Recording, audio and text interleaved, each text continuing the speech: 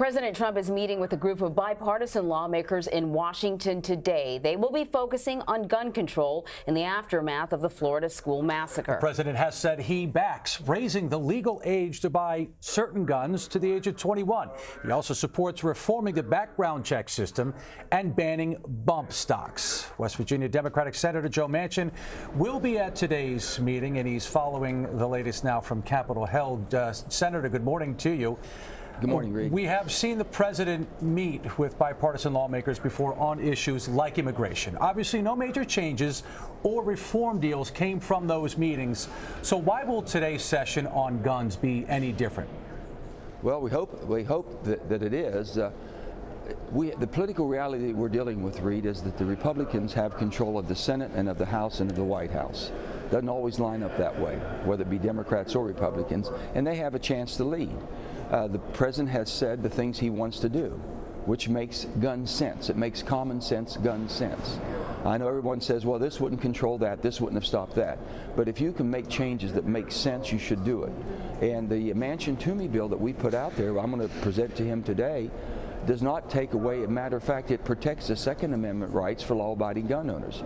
It just basically says any commercial transactions that go on, whether it be at a gun show or be on the internet, that you have to have a background check. You don't know these people. You don't know what their intent is. And when you have the terrorists going on the internet saying, hey, if you want to do harm in America, just go to the gun show and get your weapon. That's gun sense. That's common sense. We can fix those things. And the bump stock's common sense. Raising the age to 21, you think that's a no-brainer because you have to be 21 years of age to buy a handgun. So let's see what happens and let's see where he goes. But unless the president gets behind it, Reed, the Republicans won't vote. You know, Senator, you talk about the bump stocks and raising the age to 21 for the purchase of rifles. These are all things that the NRA opposes. You're an NRA member. You're one of the few Democrats that, last I checked, you got an A rating from the organization.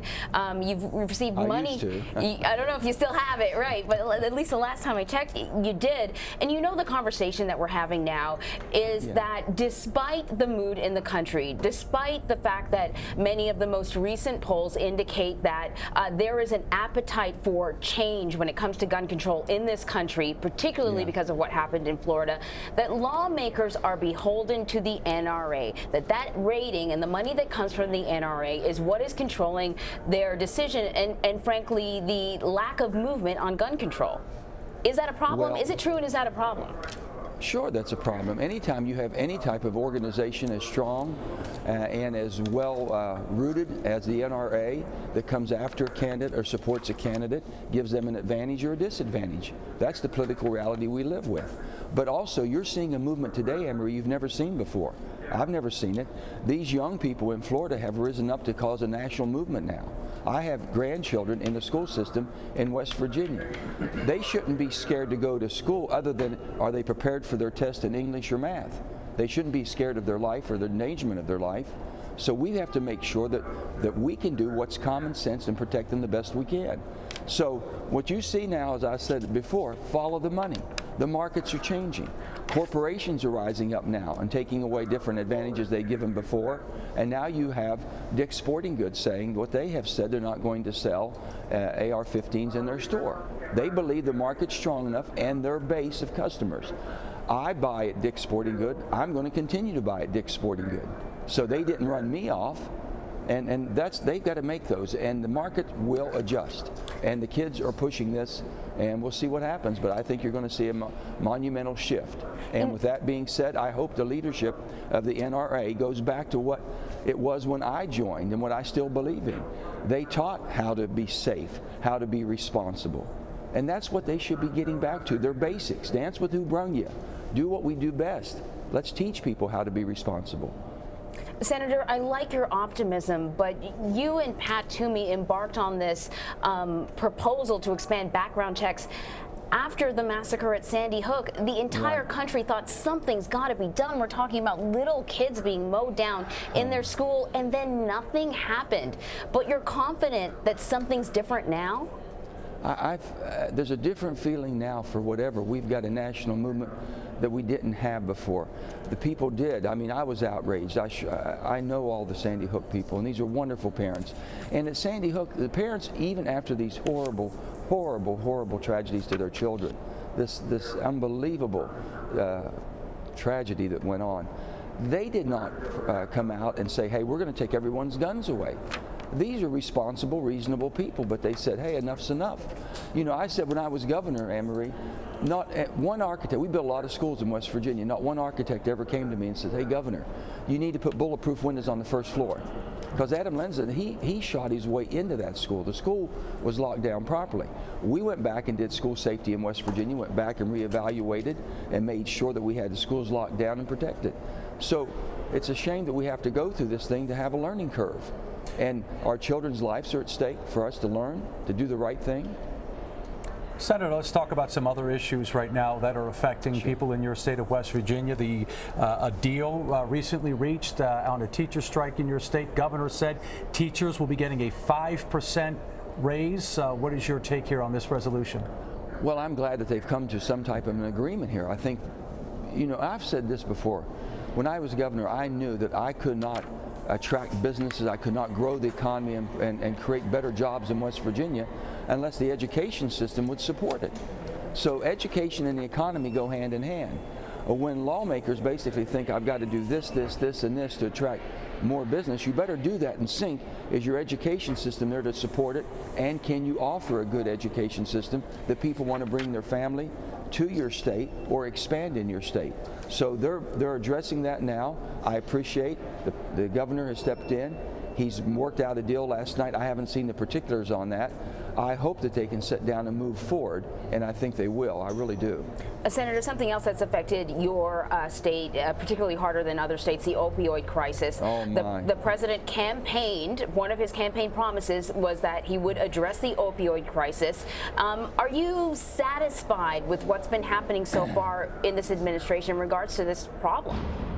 Well, we need more money coming to the states. Okay, we did the Cures Act, we've done different things, but the money basically was distributed, not enough at all, $500 million for an epidemic throughout this whole country. But West Virginia has the most addicted state, and we've been affected the most of any other state. So we're on the front line of this battle, this war. And to win the war, you got to give me the resources to win. Well, you can't give me just on per population base because I only have 1,800,000 people. So I can't compete with Ohio or New York or that. And if they disperse the money based on population and not based on the need that we have with the addiction and the deaths that we're having, we can't affect that. So I've said the money should come and follow where the most need is, and West Virginia would be on the front line. We need treatment centers. We don't have enough. I have one piece of legislation that I have not been able to get one Republican, my friends on the Republican side, to sign up, and it's called the Lifeboat. You know what it does? What does it do? It charges 1 penny per milligram for every manufacturer producing opiates in America and selling it in America. They will pay 1 penny of a production fee, and that production fee, that 1 penny, goes into treatment centers around America to help support them. That'll raise almost $2 billion. Can you believe that? $2 billion. Treatment is good. With a B. 1 penny. That sounds like a great idea, and treatment is good. I would think that the ideal is not to have to spend that much money on treatment and stop these addictions before they start. But here's the thing: we've got an addicted society. We use more opiates and consume more than any of all the countries put together. About 80% of the opiates in the world are consumed in America, 4 or 5% of the population. Here's the thing: you need education starting immediately. Mandatory education in every classroom, starting with pre-K all the way up to 12th grade. They have to understand the absolute devastating effects of opiates and what it does to you. That needs to be. We need to get people cleaned up. I need to get them back into the workforce. There's so many things that we need to do, but we've got to stop this scourge going on, because we've killed, just think of this, the Vietnam War killed a little over 58,000 people over 10 years, 65 to 75. We killed over 60,000 people last year with opiate addiction and drug addiction last year in America alone, 1 year.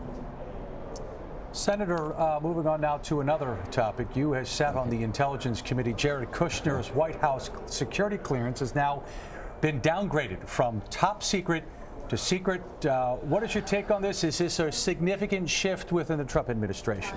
Well, they have to be able to get that together. They have to get all their paperwork together, if you will, and we have to accelerate.